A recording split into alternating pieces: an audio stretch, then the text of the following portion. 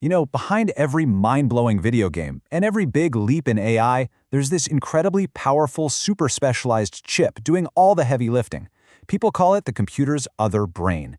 And today we're going to break down exactly what it is and how it actually works. All right, let's get right into it. Here's what we've got on tap. We'll kick things off with what I'm calling the computer's other brain. Then we'll dive into the big difference between serial and parallel processing. After that, a step-by-step guide to how rendering works. Then, we'll look at how GPUs are used for way more than just graphics. And finally, we'll wrap up with GPUs, the cloud, and you. So first things first, what is a GPU? Well, the best way to get our heads around it is to compare it to the part of the computer pretty much everyone knows, right? The CPU, the central processing unit. Okay, so a GPU, which stands for Graphics Processing Unit, is basically like a second brain for your computer, but it's a very specialized brain. It's built to do one thing, and do it insanely well. Crank through a whole bunch of simple calculations all at once. Now, here's where things get really interesting. It's not just that there are two brains, it's how they think. And it all boils down to two totally different ways of getting work done. Serial processing versus parallel processing. Okay, so think of your CPU. It has just a handful of really powerful cores. It's built to be a master of serial processing. That means it handles complicated tasks one at a time in a perfect sequence. The GPU, totally different story. It has hundreds, sometimes thousands of simpler cores. It's designed for one thing, parallel processing. Here's a great way to picture it. The CPU is like a Michelin star chef, carefully crafting one complex, amazing dish. The GPU, on the other hand, is like an entire army of line cooks, all chopping thousands of carrots at the exact same time. And this visual really just nails the difference, doesn't it? I mean, look at that. On one side, you've got the CPU with its few super powerful cores, perfect for those one-at-a-time complex jobs. And then on the other side, wow, you see the GPU with its massive grid of simple cores, just ready to attack a problem by breaking it into a million tiny pieces. Okay, theory is great, but let's see this parallel power in action. And what better way than to look at the GPU's original job, its whole reason for being, really? Rendering a 3D image, for something like a video game. We're going to break down how a GPU builds an image from scratch, step by step. So, to make just one single frame of animation appear on your screen, and remember, for smooth gameplay, this has to happen at least 60 times every single second, the GPU races through a few key steps. It's called the graphics pipeline, and the GPU just blitzes through these stages at an unbelievable speed. All right, step one is all about the vertices.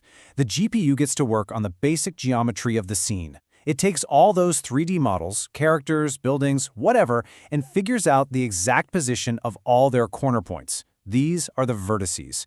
This is basically creating the 3D wireframe skeleton for everything you're going to see on screen. Okay, next up, step two. Rasterization. It's a fancy word, but what it means is the GPU takes those 3D wireframe shapes and basically flattens them into a 2D grid of pixels. It's the process of figuring out, okay, for this 3D triangle, which specific pixels on my 2D screen does it actually cover? And now for the main event, the most demanding part of the whole process, shading. This is truly where the GPU's parallel processing power just comes alive. Think about it. Every single pixel we just mapped out, all millions of them, needs to get colored. And that color depends on lighting, textures, shadows, all sorts of effects. This is the perfect job for the GPU. It just unleashes all of its thousands of cores to color every single pixel at the same time. It's incredible. And finally, the last step. All those beautifully colored pixels are written into something called a frame buffer. It's just a little piece of memory that holds the final complete picture. Once it's there, it's ready to be zapped to your screen. And just think about this for a second. This whole four-step dance, it happens over and over and over again, dozens of times every single second, just to give you that smooth, fluid motion you expect. So, here's the thing. At some point, some really smart people had a light bulb moment. They realized that this amazing ability to do thousands of simple calculations all at once, well, that could be useful for a lot more than just making video games look good. It was a total game changer. And I mean a huge range of fields. This raw parallel processing power is now the engine behind virtual desktop infrastructure, or VDI, artificial intelligence, which we all hear about, high-performance computing for science, big-budget movie animation and rendering, even complex financial services. Yeah, let's talk about AI for a second. GPUs are the absolute backbone for training those complex neural networks that power modern AI. You know, the algorithms that try to mimic how a human brain works. Data scientists can throw massive, and I mean massive, data sets at these GPUs to create models that can learn and predict. What's crazy is that a task that would take a CPU weeks or even months to complete, a GPU can knock out in just a few hours. It's just a different league. And it's not just AI. In the scientific world, GPUs are fueling what we call high-performance computing, or HPC. This is basically supercomputing for the masses. It lets researchers run these mind-bogglingly complex simulations, everything from predicting hurricanes with more accuracy, to discovering new medicines, to analyzing huge amounts of data. They do it by spreading the workload across tons of servers, each one getting a massive boost from a GPU. And this tech is even changing the way we work every day. Take Virtual Desktop Infrastructure, or VDI. A super powerful GPU sitting in a data center hundreds of miles away can run a really demanding application, like a 3D design program. And it can stream that experience perfectly to any device. So you could have an architect standing at a construction site using a simple tablet, but with the full, uncompromised power of a monster workstation right in her hands. It's incredible. Okay, so we've established that this technology is amazing, right? It's powerful, it's in super high demand. But that brings up a huge problem. This hardware is insanely powerful and also insanely expensive. So how on earth do most companies get their hands on it? And it's a real challenge. I love this quote from Alex Hudak at IBM, who basically says it's super expensive and almost impractical for companies to keep up. I mean, think about it. A new, more powerful GPU generation comes out pretty much every year. For most businesses, trying to own the latest and greatest hardware it's a losing battle. And this is precisely where cloud computing just completely flipped the script. The old way meant a massive upfront cost for hardware that starts losing value the second you plug it in. The cloud introduced a totally new model. Pay as you go. You don't have to buy it, you don't have to maintain it, you just rent the power. So what's the upshot of all this for businesses? Well, it's huge. It means you get access to the absolute latest and greatest GPU technology right when you need it. You can spin up a ton of power for a massive project and then spin it right back down when you're done, only paying for exactly what you used. It lets companies stop being IT hardware experts and get back to focusing on what they're actually trying to build or create. It's all about innovation, not infrastructure. So when you step back and look at it, in the 21st century, the global power race isn't being fought with armies or navies anymore. It's being fought with technology. And the absolute heart of that new battlefield is artificial intelligence. Today, we're going to break down India's incredibly ambitious plan to become a real powerhouse in this new world order. But here's the thing that's so easy to forget. Behind every single AI breakthrough, every chatbot, every amazing piece of AI art, there's a physical engine running somewhere. We're talking about powerful, specialized hardware that has become one of the most strategic assets a country can possibly have. And that brings us right to the core of what we're talking about today. Okay, so now we get why GPUs are so important. But that brings us to the huge challenge for India. When a technology this critical is basically controlled by just a few companies in other countries, it creates a massive, massive bottleneck for any nation trying to become a leader in AI. Which leads us right to this question. If these chips are the absolute key to unlocking AI's potential, what's really been the roadblock for India? What are the choke points? Well, for starters, just look at the money. Over the past 5 years alone, India has spent over $29 million simply importing GPUs. Think about that.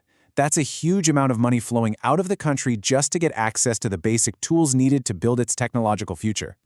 And it's not like India can just shop around for a better deal. The global market is pretty much a monopoly. One American company, NVIDIA, controls about 80% of the entire AI chip market. And it's not just their hardware. It's their CUDA software platform that developers are basically locked into. This kind of concentrated power puts any country that depends on them in a really vulnerable position. So the problem isn't just one thing. It's really a challenge on 4 different fronts. First, you've got the geopolitical and supply chain risks we just talked about. Then there's the crazy high cost, which just kills innovation for startups and researchers who can't afford the hardware. On top of that, these GPUs are absolute power-hungry beasts that need specialized data centers with massive cooling systems, and that kind of infrastructure isn't everywhere. And finally, you need people, a highly skilled workforce that knows how to run and optimize all this complex gear. But here's where the story pivots. India isn't just sitting around complaining about the problems, it's actively building a solution. This brings us to its Atmanirbhar Gambit, a national mission for self-reliance in this critical tech. It's a huge, multi-billion-dollar bet on its own future. And this isn't some scattered effort. The whole thing is being coordinated under one big, comprehensive national strategy, the India AI Mission. This is a serious, top-down push to build an entire AI ecosystem right there in India, from the ground up. And they are definitely putting their money where their mouth is. The government has already allocated over $1.2 billion to this mission. That money is aimed at tackling every single challenge we just talked about, from building data centers to funding local startups and researchers. What's really clever about this plan is that it's a two-pronged attack. The immediate goal, step one, is to solve the access problem right now by making these powerful computers way more affordable through subsidies. But the long-term goal, step two, that's the real game changer, actually developing and manufacturing India's own homegrown GPUs. So how are they pulling off step one? This quote tells you everything. Through a new AI compute portal, they're using public-private partnerships to offer GPU time at ridiculously low rates. We're talking as low as 67 rupees, which is less than $1 per hour. That move, right there, instantly makes India one of the most affordable places on Earth for AI development. It completely levels the playing field for its own innovators. And for step two, that long-term vision of making our own chips? Well, there's a concrete plan for that too. This isn't just a wish, it's a roadmap. Phase one, happening right now, is all about research and design. Phase two will be developing and testing the first prototypes. And by 2026, the goal is to actually hit mass production and start competing on the world stage. This table really pulls it all together perfectly. You've got the India AI mission as the big umbrella strategy. Underneath that, the AI compute portal solves the immediate access problem. Then you have the Semicon India program, which is all about building up the actual manufacturing plants. And initiatives like DIRV are focused on training the local talent needed to design these complex chips.